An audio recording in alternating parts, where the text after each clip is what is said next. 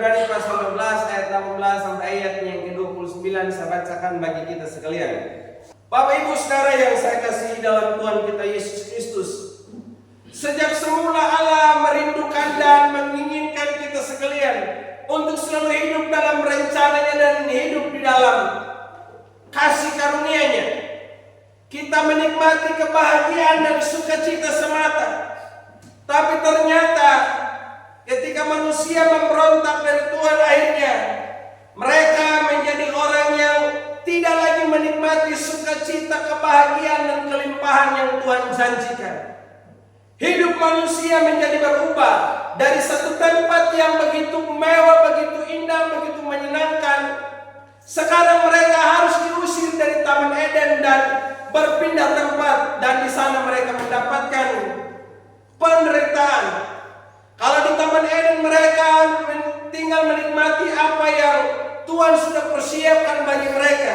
Kata firman Tuhan dalam kitab Kejadian, mereka kini harus bersusah payah lagi, berjuang, berusaha untuk menikmati kebahagiaan seperti yang mereka sudah rasakan di Taman Eden. Mereka sudah pindah dari satu tempat yang baik ke tempat yang sekarang tidak lagi bersahabat dengan mereka. Dari bacaan firman Tuhan yang kita belajar bersama hari ini, dalam ayatnya yang ke-28 dikatakan, jadi karena kita menerima kerajaan yang tidak tergoncangkan, marilah kita mengucap syukur dan beribadah kepada Allah menurut cara yang berkenan kepadanya dengan hormat dan takut. Kita menerima kerajaan yang tidak tergoncangkan. Kalau kita lihat di dalam media sosial, di berita, di YouTube sekarang ini, saudara heboh dengan berita yang terjadi di Timur Tengah. Kira-kira apa yang terjadi di sana, saudara? Ya, terjadi peperangan ya. Nah, coba kasih geser kakak ini. Nah, ini siapa yang kenal bisa punya opa ini? Nah, ini saudara Ali Khamenei, itu adalah pemimpin tertinggi di kerajaan Iran. Yang tanggal 28 Februari kemarin itu dibom oleh Amerika dengan Israel. Mati saudara. Dan beberapa pejabat tinggi lainnya, semuanya itu mati. Kita melihat bahwa kerajaan yang begitu kuat, kalau kita lihat sejarah, Iran itu yang dulunya adalah bangsa Persia, merupakan bangsa yang sangat kuat, di mana orang Israel juga pada waktu itu pernah berada di bawah pemerintahan Iran. Sampai waktu itu Daniel pernah juga menjadi seorang penguasa di sana. Kerajaan yang begitu kuat bahkan sebelum Yesus lahir. Tetapi ternyata dalam perkembangannya kerajaan ini menjadi hancur, sehingga pada akhirnya dikuasai oleh orang Muslim dan berubah menjadi kerajaan Islam. Sampai pada kejadian tanggal 28 Februari, pemimpin tertingginya itu dibunuh. Ini menandakan bahwa segala kerajaan, segala kuasa yang ada di muka bumi ini bisa hancur. Nyata jangankanlah di luar negeri ya, kita saja di Sumba, orang yang dulunya terkenal, orang kaya, orang sukses, orang hebat, sekarang ini apa jadinya? Anak-anak mereka menjadi anak yang terlantar, anak yang miskin, yang menderita, tidak punya masa depan. Padahal pada zamannya mereka lah orang yang paling kaya. Ini telah kaya terkenal dengan orang yang paling kaya dulu di SP1 namanya Ratu Dima ya. Ratu Dima itu kaya raya, tapi sekarang apa jadinya? Tinggal menjadi cerita bagi anak cucu. Sama halnya juga kalau berbicara tentang kekuasaan. Bapak Raja Keren, siapa sih yang tidak kenal dia? Tapi apa jadinya? Sekarang dia tidak punya anak cucu. Artinya bahwa kerajaannya itu menjadi hancur, tidak bertahan. Tapi kita bersyukur bahwa kerajaan itu adalah kerajaan yang tidak tergoyahkan. Kerajaan Allah itu adalah kerajaan yang tidak berubah. Segala pemerintahan dari masa ke masa sudah berubah, tetapi kerajaan Allah tetap kokoh. Kerajaan Allah tetap kuat. Bahkan kerajaan itu adalah kerajaan dari kekal sampai kekal. Artinya tidak ada batasan. Dan bersyukurlah saudara dan saya adalah orang yang ada di situ. Hal kedua saudara yang kita perhatikan dari kebenaran firman Tuhan, kerajaan Allah yang tak tergoyahkan. Itu adalah kerajaan yang kekal, kerajaan yang abadi, kerajaan yang tidak pernah berubah. Rajanya tetap Allah, tidak pernah ganti-ganti.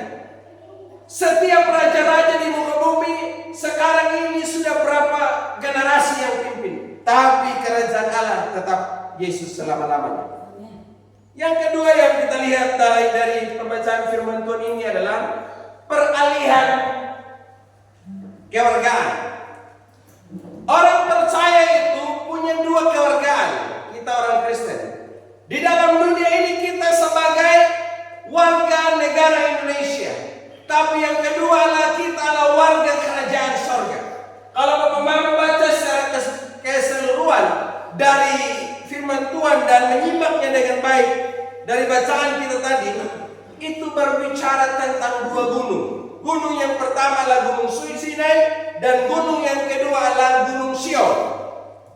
Dan yang terakhir kalau kita lihat lagi saudara, di dalam kitab Injil berbicara tentang gunung apa namanya? Golgota ya. Dari ketiga gunung ini memiliki arti saudara.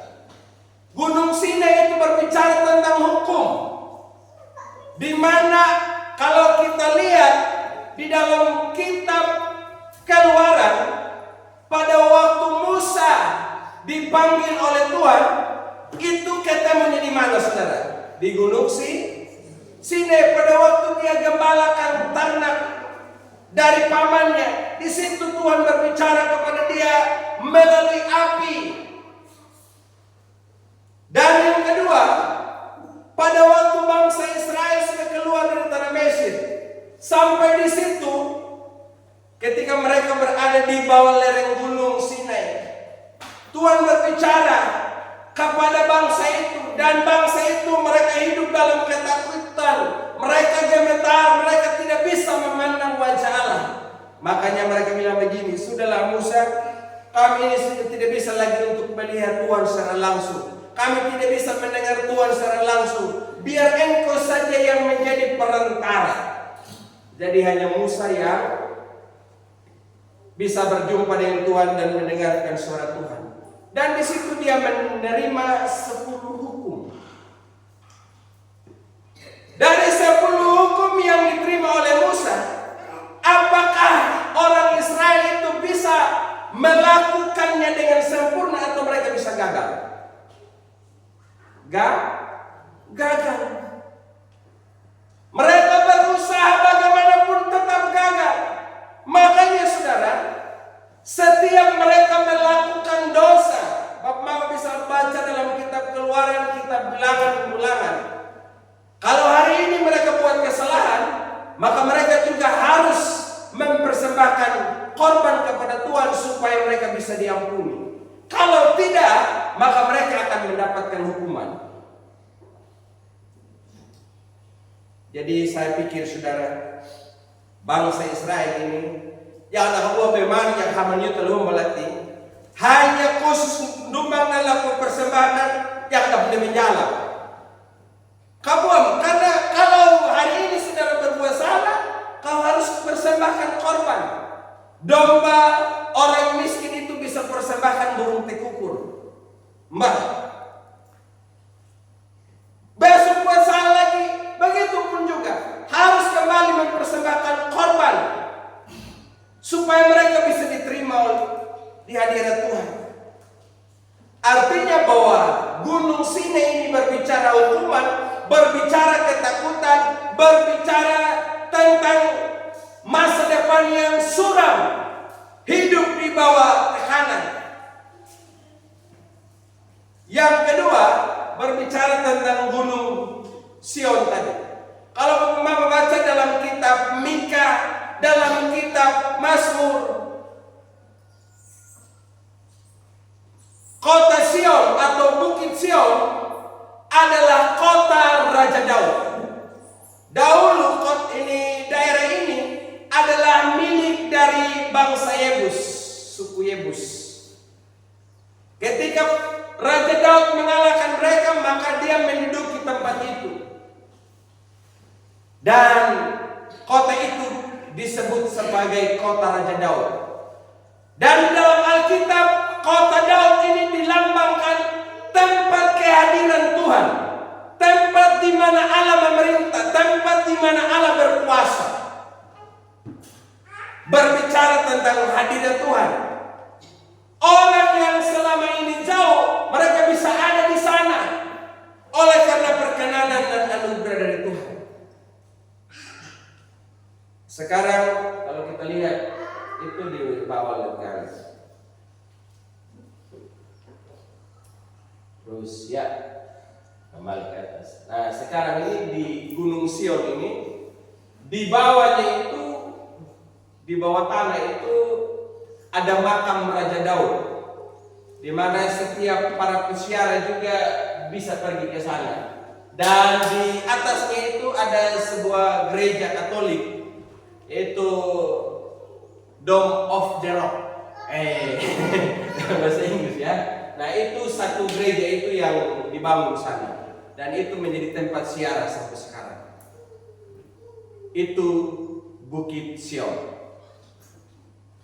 Kembali pada pembahasan kita saudara. Gunung Sinai itu adalah tempat di mana bangsa itu menerima perintah, dan ternyata perintah dari Tuhan itu mereka tidak bisa lakukan, sehingga mereka selalu hidup dalam tekanan. Mereka tidak bisa berbuat sesuatu, hanya hukuman yang mereka terima. Tapi berbicara tentang Gunung Sion, ini adalah tempat di mana hadirat Allah dinyatakan.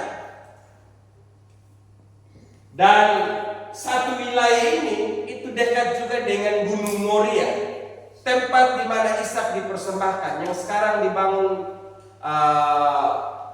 yang dulunya sebetulnya dibangun Bait Allah, tapi sekarang sudah didirikan satu masjid namanya Masjid Al-Aqsa di sana, tempat di mana sembahyangnya orang Muslim. Tapi Bapak Mama, orang yang dulunya ada di di Gunung Sinai, yang mana mereka adalah orang yang tidak bisa layak di hadapan Tuhan, untuk bisa berjumpa dengan Tuhan di Gunung Sion, maka mereka harus melewati yang namanya satu gunung, naik kembali atas ke alam, yaitu kembali ya Gunung Golgota. Ini 3 gunung yang dibicarakan dalam Alkitab. Gunung Golgota berbicara tentang pengorbanan, korban pengganti. Semestinya saudara dan saya yang harus dihukum, tapi ternyata Tuhan menggantikan hukuman itu supaya kita bisa layak di hadirat Tuhan. Itu masuk di dalam kota Allah, yaitu Gunung Sion.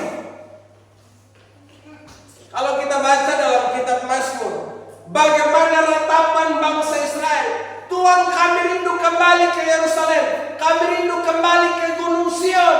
Karena itu berbicara tentang hadirat Allah, mereka mau menikmati Tuhan di sana. Jadi saudara dan saya, untuk bisa menikmati kemurahan Tuhan, anugerah Tuhan, yang mana sebetulnya kita adalah orang yang tidak layak, maka kita harus menjadi orang yang mempercayai Kristus. Karena Kristus adalah jalan, kebenaran, dan hidup. Yesus adalah jembatan bagi kita yang dapat menghubungkan kita dengan Tuhan. Kita sebetulnya adalah orang yang di bawah hukuman dalam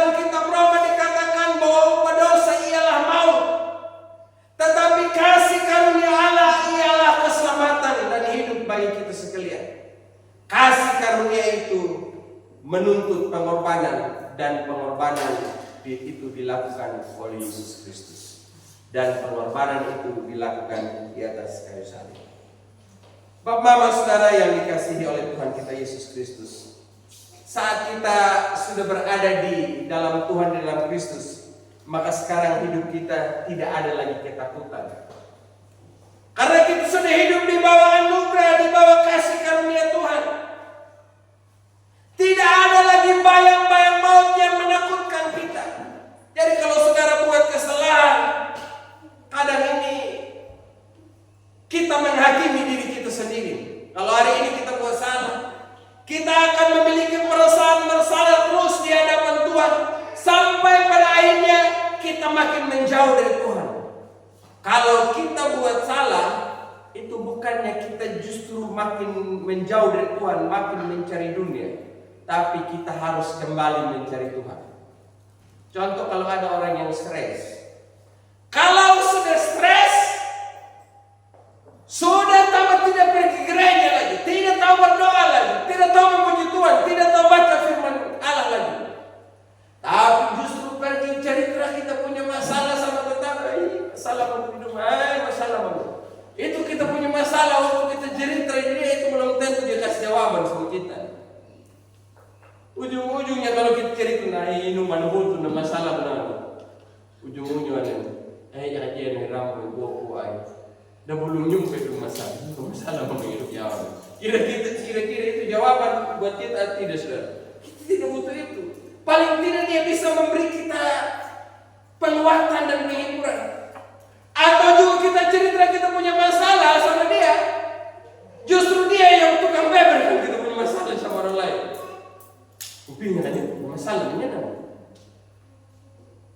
Padahal kata lo nih nanya nawang gono anak tapi mau menepinya pada masalah berat tu ya nih. Apa ini lebih dia pi madunggonya nggak tahu sembunyi rahasia kan atau dunia ada tu. Tapi lo mau dong piala mana kampung. Itu dia. Jadi saudara-saudara, kita ini sudah hidup di bawah anugerah, tidak perlu ada rasa takut lagi, karena ada Kristus. Darahnya itu yang sangat mahal, cukup untuk membersihkan kita dari dosa. Tidak ada dosa yang terlalu berat yang Tuhan tak mampu selesaikan. Tidak ada jalan yang terlalu jauh yang Tuhan tak bisa jangkau. Tidak ada masalah yang terlalu berat untuk Tuhan tidak selesaikan. Semuanya itu beres di hadapan Tuhan. Amin. Amin. Makanya kalau ada masalah, kita buat salah, cari Tuhan. Jangan kita sudah buat salah, ujung-ujungnya kita pergi cari minum, kita mabuk. Kalau susah dan kembali, sebentar pikir kembali lagi. Apalagi yang kalau kewal dengan reading, tambah berat dalam masalah. Kawain hanya masalah dosa ya, sekarang masalah ekonomi sudah. Karena tidak ada uang lagi. Istri bilang, ini amne go beringat nana, nuindap kelme dan lo kombon. Istri juga takut pergi bon, makan dan begaram sudah. Hanya gara-gara kau yang buat salah, pada akhirnya korbankan semua. Jadi Bapak Ibu Saudara yang dikasihi oleh Tuhan kita Yesus Kristus. Selanjutnya, sebagai warga kerajaan Allah yang tak tergoncangkan, apa yang harus kita lakukan saat ini? Bagian yang ketiga, respon kita sebagai warga kerajaan Allah, yang mana Tuhan sudah bangun kerajaan itu untuk kita tinggal, dan kita sebetulnya tidak bisa juga ke sana, tapi Tuhan Yesus berkorban supaya kita bisa layak di situ. Hal ketiga, respon kita. Respon yang pertama yang harus kita lakukan adalah kita harus hidup dengan penuh ucapan syukur. Sadar diri setiap hari, bukan karena kuat dan gagah, bukan karena hebat, bukan mampunya saya sehingga saya layak di hadapan Tuhan, tapi karena Tuhan lah maka saya bisa menerima keselamatan itu. Lapinu tanah ya nak, ada begitu banyak agama dan setiap agama itu adalah sebuah usaha untuk mencari Tuhan. Tapi dari ratusan agama yang ada, kita lihat firman Tuhan. Tuhan katakan, semua manusia sudah menyeleweng dan tidak ada yang mencari Allah. Padahal manusia sudah berusaha mencari Tuhan lewat agama Tapi Tuhan tetap berkata, semua manusia sudah menyeleweng dan tidak ada yang mencari Allah. Kenapa? Karena setiap perbuatan baik kita bukan itu yang dilihat oleh Tuhan. Tetapi apa yang Tuhan lakukan bagi kita, itulah yang berkenan. Jadi sebetulnya waktu kita buat salah, bukan manusia yang cari Tuhan, tapi Allah yang lebih dahulu cari kita. Cari kita. Baik yang ada di kota, baik yang ada di kampung, di udik-udik, di pelosok-pelosok, Tuhan cari kita, saudara. Itulah anugerah Tuhan. Jadi kalau kita sadar bahwa keselamatan ini hanyalah anugerah buat kita, maka kita harus selalu hidup dengan ucapan syukur. Waktu saya bersiapan khotbah ini, saudara, saya terkagum-kagum akan kedahsyatan Tuhan, akan kemurahan Tuhan yang menyelamatkan saya. Karena saya sadar saya ini manusia penjahat, tapi seperti apa yang dikatakan oleh Rasul Paulus, aku yang sebetulnya tidak layak, justru kepadaku dikaruniakan kasih karunia dan keselamatan yang lebih besar dibanding dengan saudara-saudara yang lain. Jadi harus ucapan syukur. Mulut kita itu biasakan untuk berterima kasih sama Tuhan, karena Tuhan sudah buat baik sama kita. Jangan kalau orang kasih uang sama kita, kita punya mata bertambah balik. Gimana? Terima kasih, udah ada minum, makan minum. Yang hawian mungkin, yang hawian ya akan bantu kan biasa begitu. Nah, anak minuan nak nyoba pun warna yang 500. Hinomo pun hilmay rom. Nyum makaman petanawan ko. Ita ka ama udah mau, udah dong itu makan kadukon. Palawa man ay mabulok niyo. Nah, ada, terima kasih, 5 lalu.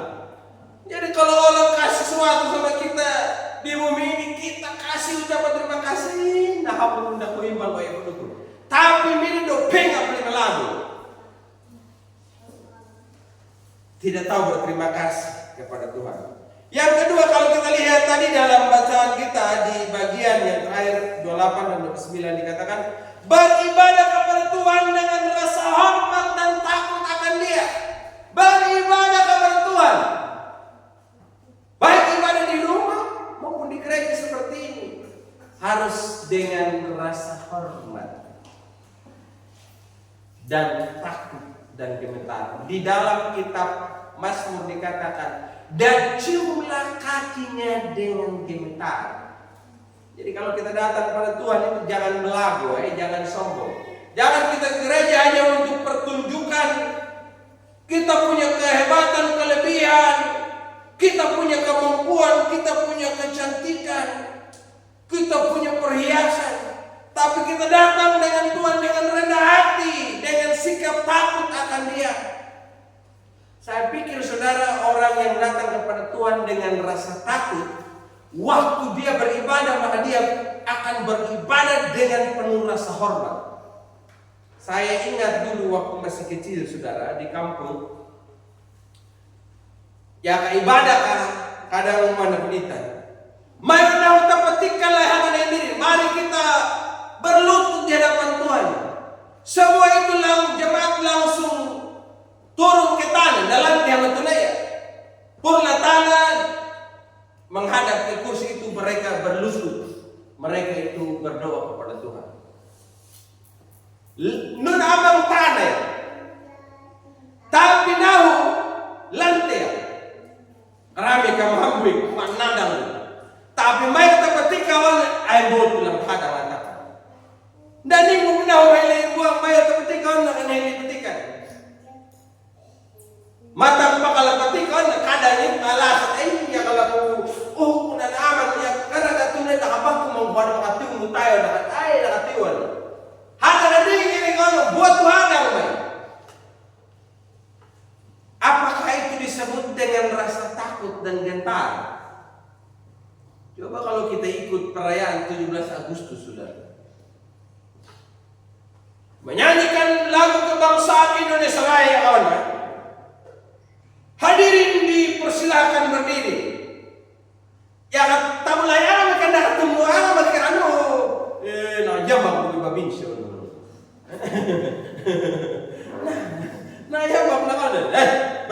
mana.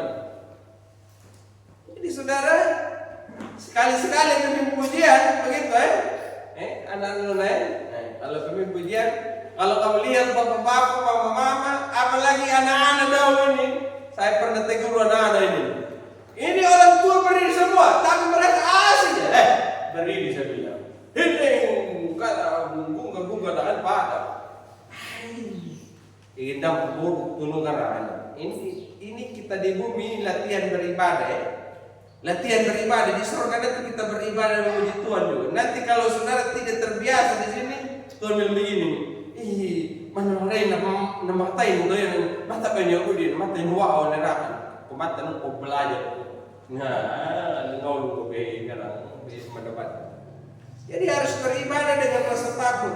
Ngaratnya ini, amin. Rima kadang kayak ada mau pimpin tuh tanya, kan mau pimpin, ya. Anak ini umbuk nanti kan lana. Jangan dia tanya lu lah, aja komen punya. Ya kalau pernah kau dong. Ada kayak aku kali ke pipi lu. Hadap kamu lalu manfaat gua. Dah hama tol dan nyum awet sama aduknya. Umbuk tiang komen ayat deh ya. Jangan suka komen. Jadi harus menghadap Tuhan itu dengan rasa takut dan hormat. Yang berikut adalah kalau kita lihat firman Tuhan, katakan tadi itu harus dengan takut, harus taat. Hidup dalam ketaatan. Taat. Ini belajar yang suka bandel-bandel ini. Anak-anak dari kecil itu harus ajar mereka untuk taat. Taat beribadah, taat melakukan firman Tuhan. Saya itu bangun pagi, saya lalu bilang sama anak-anak, bangun berdoa dulu. Mereka berdoa. Tapi kadang kalau saya suruh berdoa, saya masih asik tidur. Mereka bilang begini, ayo bangun berdoa. Jadi mau walaupun saya masih pengen untuk ada tempat tidur, karena mereka suruh saya tetap bangun. Harus taat juga. Jadi jangan tahu perintah, tapi kita juga harus ikut perintah. Amin. Jadi ya kalau rumah, dan ikia ada mana, tunduk anggaran penina ini, dan tunduk penina aman, tunduk hidung dia. Tapi nyamuk yang ngeri ini nangko, yang berangkat aman, bodoh mamanya nunggu, nunggu tak aman, kan harus tunjuk teladan dong. Lapit na laway na kata nung madaw na. Ako kalau mong lahada pero mending bawin yung ako harus taat. Amen. Harus taat. Taat sama Tuhan. Saya lihat ketaatan bangsa Israel ini. Waktu mereka berada di padang gurun, mereka itu begitu patuh apapun yang Tuhan bilang, mereka selalu siap. Tapi saat mereka berontak, Tuhan langsung hukum. Jangankan bangsa ini bandar Israel, ini umat. Musuh sendiri saja yang tidak taat, Tuhan suruh kau tunjuk saja itu bukit itu, maka bukit itu akan mengeluarkan air. Pengaruh emosi ini Musa ini ambil dan tongkat dan langsung pukul itu bukit, keluarkan air. Tapi ada miring, kau ini berontak air. Saya suruh kau tunjuk saja, tapi kau pukul lagi, maka kau tidak layak masuk ke tanah-tanah. Bayangkan saudara. Kalau kita ini tidak taat seperti itu, Tuhan langsung kasih hukuman, nyukup buang hamba belum turun. Tutur halak hayam. Dahil ini yang menamalau angan. Karena Tuhan kasih hukuman. Nyukup yang anda tengalang manupai, hipan papan, udah napalakunda, kamulang pangalang manda, kajangan pangalang manda. Berontak pengalang mana? Tapi yang anak tiada dengan ini, jangan aduh, ini wadah. Tanggalang hukum apa ni? Kaliru yang aduh. Ini amang mantan kepala desa di Telak Nangan. Aman Emin dia. Dia bilang begini. Juga pernah dito. Lo minggu yang kawan nak laku minggu yang pahuru mau. Padahal ako umurenya makain niya iyo. To may minggu laka po. Kapuyen, minuluay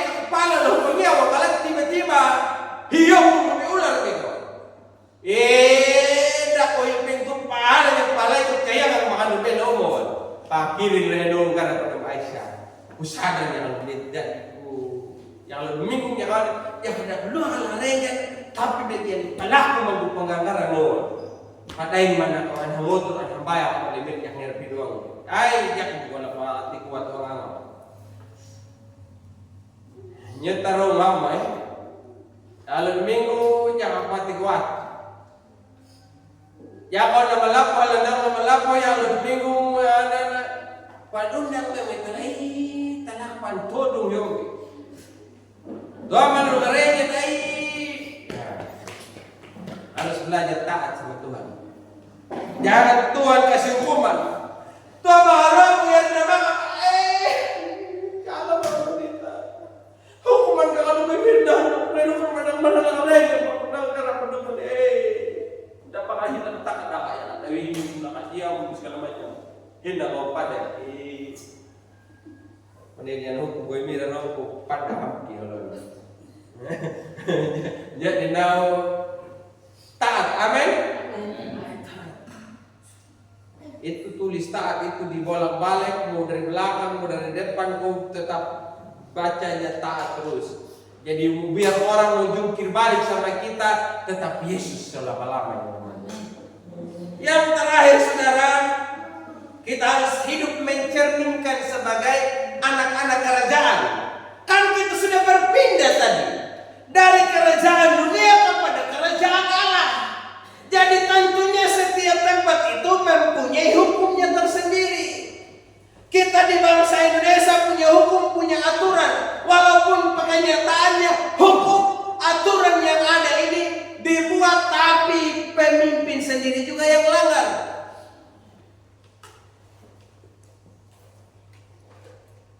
Kita sebagai anak-anak kerajaan Allah, kita punya hukum. Dan apa hukumnya? Alkitab. Baca Alkitab. Apa yang dituliskan Alkitab, itu yang saudara lakukan setiap hari.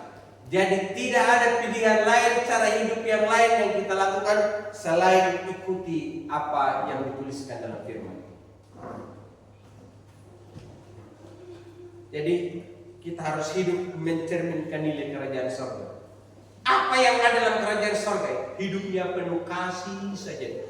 Hidupnya itu sukacita saja. Dalam kerajaan surga apalagi saudara, hidupnya itu saling menolong satu dengan yang lain.